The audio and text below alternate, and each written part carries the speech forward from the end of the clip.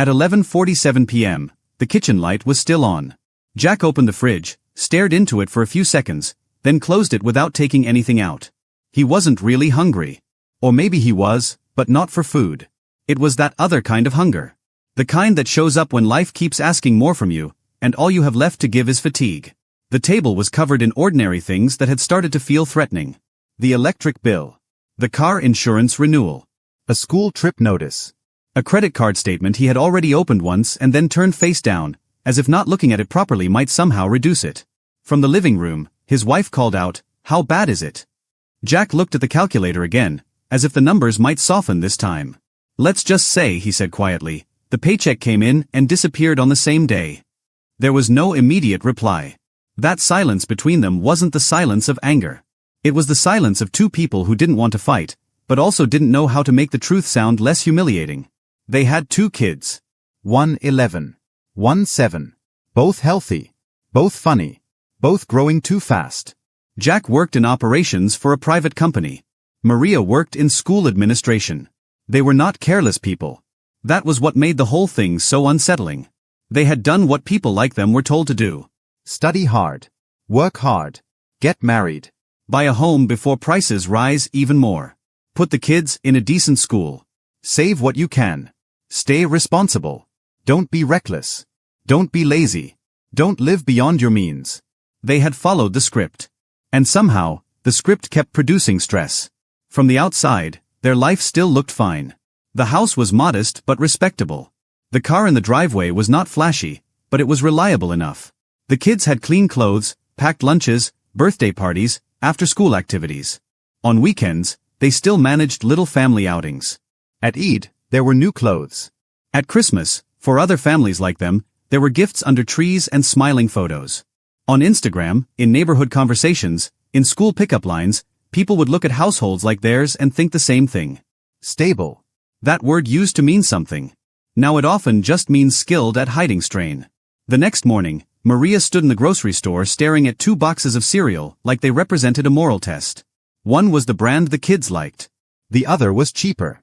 She picked up the cheaper one, put it in the cart, then took it back out. She knew exactly what would happen. The children would eat less of it. Then snacks would disappear faster. Then she'd stop somewhere midweek and spend even more. This was how middle-class families thought now. Not in budgets, exactly. In chains of consequences.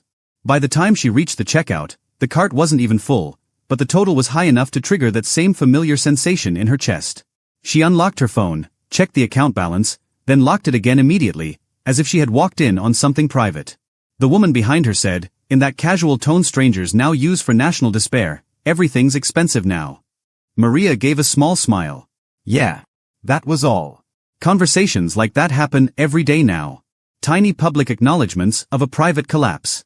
Everyone knows. Nobody really says it. Because the real pain is not just that things cost more.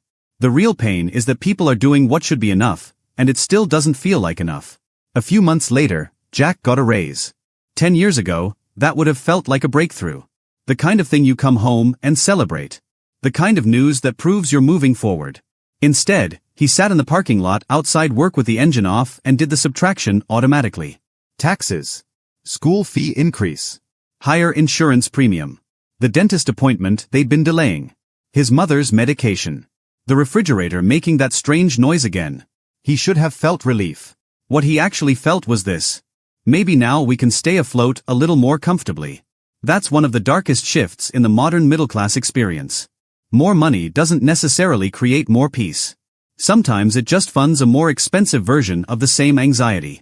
You move from worrying about whether you can cover groceries to worrying about whether you can cover braces, camp, property tax, the water heater, the summer electric bill, the flight to see a sick parent, the laptop your child suddenly needs for school. The stress matures with you.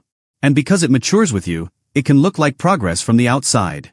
That's why so many middle-class families are falling behind faster than ever without looking like they're in crisis.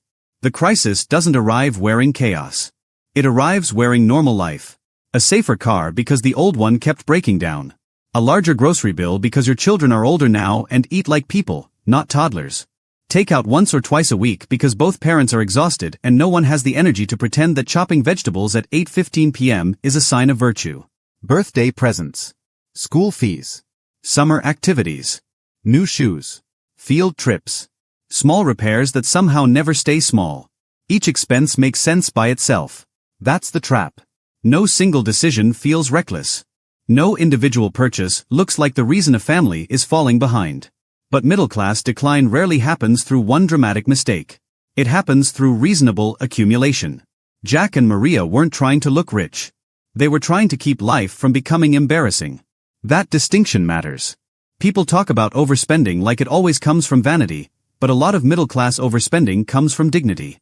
Parents don't want their child to feel left out. Couples don't want to move to a neighborhood that feels unsafe. Families don't want to drive a car they can't trust.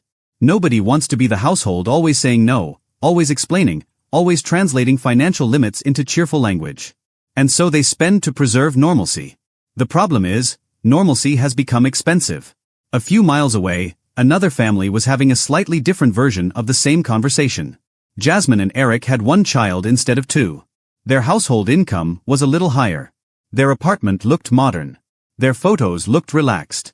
Eric had been promoted twice in 6 years, and the title sounded impressive enough that older relatives assumed they were doing extremely well. But titles are good at lying. The raise had upgraded his wardrobe, not his sense of safety. His commute cost more now. His work dinners cost more. His parking cost more. The expectation that he should look the part cost more. Their rent kept climbing faster than the difference each promotion made. They had been saying they were saving for a house for almost 7 years. One night, standing in their kitchen while the dishwasher hummed in the background, Jasmine said, "I think we keep waiting to arrive at a life that never actually arrives." Eric laughed, but it wasn't because it was funny. It was because he knew exactly what she meant. That feeling may be the emotional center of the middle class now. Perpetual almost. Almost comfortable. Almost caught up. Almost ready to save seriously. Almost able to buy. Almost at the point where life starts feeling lighter. Almost. And almost is psychologically brutal because it keeps people obedient. It keeps them striving. It keeps them thinking the next raise, the next year, the next milestone will finally unlock the version of adulthood they were promised. But for many families, adulthood is not unlocking. It is tightening. The old middle-class bargain was never about luxury. It was about predictability. You weren't promised a mansion. You were promised a decent life that wouldn't constantly feel one surprise away from instability. That is the promise that is breaking. Not loudly. Quietly. Quietly enough that people still blame themselves. That may be the cruelest part of it. When middle-class families begin to fall behind, they often interpret structural pressure as personal failure. They assume they should have budgeted better, planned earlier, worked harder, wanted less, optimized more. And yes, sometimes individual decisions matter. Of course they do. But that explanation has become too small for the scale of what families are feeling. Because this is bigger than poor budgeting. This is about the rising cost of maintenance. The cost of housing doesn't just take more of your income now. It drags other costs up with it. Insurance. Repairs. Utilities. Commuting. Childcare depending on where you live. Everything stacks. The cost of children has changed too. Not because parents suddenly became more indulgent, but because modern parenting itself has become monetized. School supplies, activities, tutoring, sports, devices, camps, gifts, optional events that don't feel optional when you know how social exclusion works. Healthcare doesn't just hurt when something major happens. It leaks constantly through co-pays, prescriptions, deductibles, tests, dental work, mental health support, vision care, and that low-grade fear that one serious diagnosis could reorder the next 10 years. Then there's convenience. People love mocking convenience spending until they try living inside a two-income household with children, commuting, aging parents, and no spare time. Convenience is not always laziness. Sometimes it is the last thing preventing a family from emotionally collapsing on a Wednesday. That is why the middle class gets trapped now. Not because they are irrational. Because almost every spending decision comes wrapped in a reasonable story. This helps the kids. This saves time. This protects us. This makes life workable. This gets us through the month. And by the time a family realizes the structure itself is too expensive, they have already built their identity around maintaining it. That's when it gets painful. One Saturday afternoon, Maria was cleaning out a hallway closet and found a folder from the early years of their marriage. Inside were old budgets, printed pay stubs, a mortgage pre-approval letter, notes in both their handwriting. They had once sat at a tiny dining table in a rented apartment and made plans with such clean confidence. Emergency fund in 2 years. Upgrade to a bigger house in 5. Start college savings early. Travel once a year. Be careful, but don't stress too much. We're doing things right. She sat on the floor with those papers longer than she meant to. What hurt her wasn't nostalgia. It was the innocence of those assumptions. Back then, they believed responsibility would gradually produce ease. That is what so many middle-class families are grieving now, even if they never use that word. Grief. Grief for a future that once seemed basic. Grief for the idea that discipline would create margin. Grief for the belief that adulthood gets steadier as you mature. Instead, many families are finding that the older they get, the more expensive normal life becomes. Children become more costly, not less. Houses reveal hidden appetites. Parents age. Bodies need maintenance. Jobs become more demanding precisely when energy becomes more finite.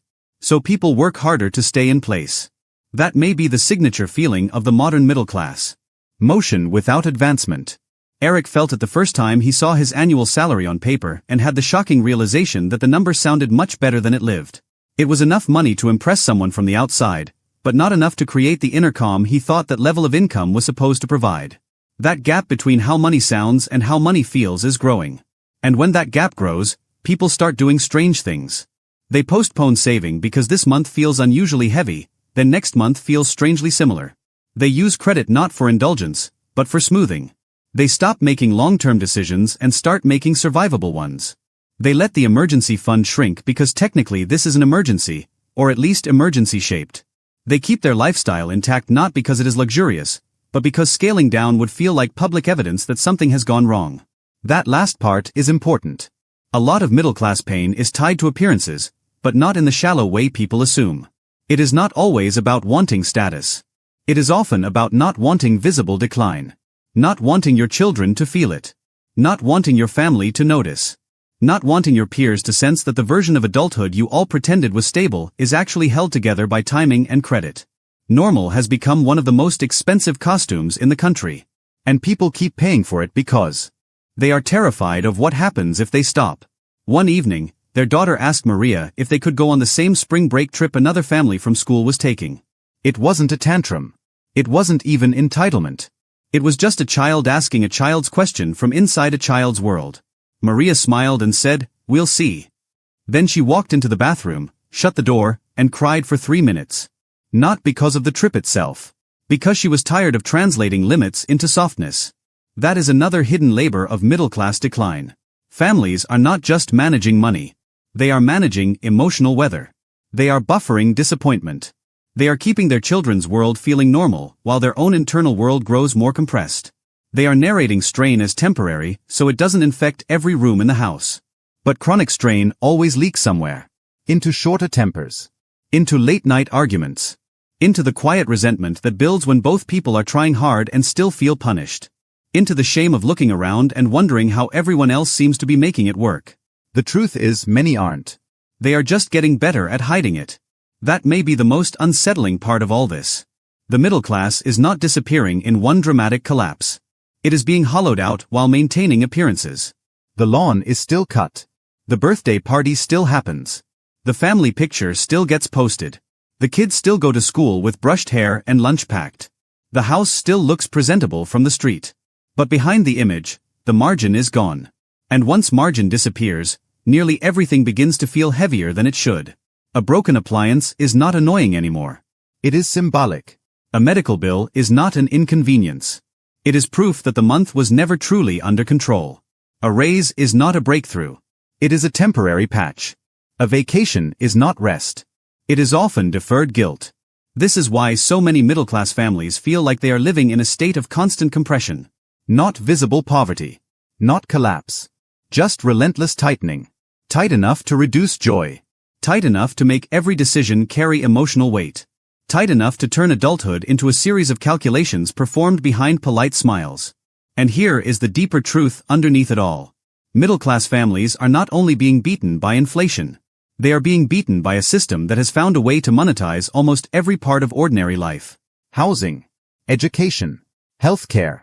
Child development. Safety. Convenience. Connection. Even rest. Everything comes with a recurring charge now. Everything renews. Everything expands. Everything quietly claims a piece of the paycheck before the family has had a chance to feel what they earned. That is why the old advice sounds so thin. Cut back. Budget better. Stop buying little luxuries. Sometimes that helps. Sometimes it matters.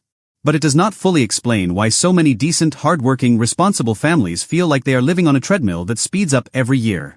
Jack understood it one night when he finally said the thing that had been sitting in his chest for months. I feel like we make enough to look stable, he said, but not enough to actually feel stable. That was the sentence. That was the whole era. A decent life now has a price tag that many middle-class families can only sustain by draining the future a little at a time. Through debt. Through delayed savings. Through postponed repairs. Through skipped rest. Through constant emotional self-management. They are not living wildly. They are borrowing calm from tomorrow. And maybe that is the cleanest way to say what is happening. Middle-class families are falling behind faster than ever because trying is no longer buying what it used to buy. Because stability has become a premium product. Because ordinary life has been turned into a subscription. Because the old bargain still exists in people's minds long after it stopped existing in the math. And because millions of families are still performing doing fine, while privately living with a terrifying suspicion that they are one cracked windshield, one dental procedure, one rent increase, one layoff, one fever, one school expense away from finding out how little space there really is between normal and overwhelmed. The scariest part is not that they are behind. It is that so many of them still look exactly on schedule.